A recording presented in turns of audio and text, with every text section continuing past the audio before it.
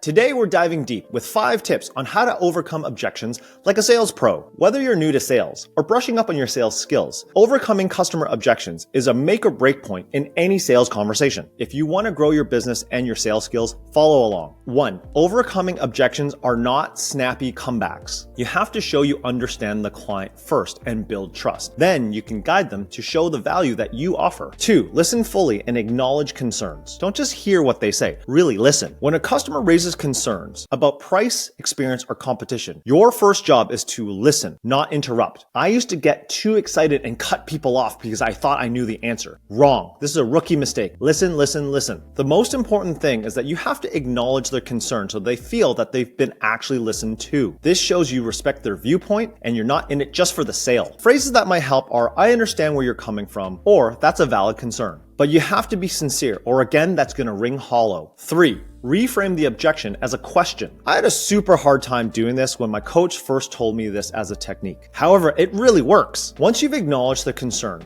reframe the objection into a question so that they can start seeing the value and expertise of what you offer. For example, if they say, you're too expensive, then reframe that into a question and say, well, compared to what? The answer that they're going to give you to that question will hopefully provide you some insight and also the pain points so that you can then move the conversation from cost over to value. 4. Educate and provide evidence. Again, if you come across as a salesperson, you're going to be treated as such. Move the conversation from a sales conversation to one where you're providing expertise and advice. This is your opportunity to educate the customer about your product or service. Once you understand fully what their expectations are, share testimonials, case studies, and further data how you address their objections. If they're concerned about your experience, walk them through your history of success stories that you've done for others. In the last video where we talk about DISC, C personalities especially will want to see this evidence to build up your credibility. 5. Offer alternatives or adjustments. Sometimes, handling customer objections just means being flexible. If they're ultimately concerned about price, perhaps offering a payment plan or scaling down the scope of work will be helpful. If the objection is around the scope of the project, then discuss alternatives that will help better align to their specific needs. Offering alternatives shows that you're willing to work with them and create a win-win situation. Bonus tip, always end with a question. After addressing the objection, don't just leave it hanging. Close this part of the conversation with, have I addressed your concern? Or how do you feel about that?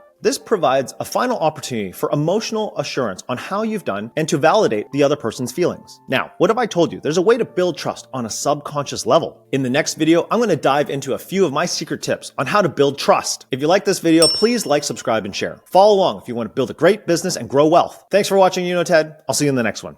Bye.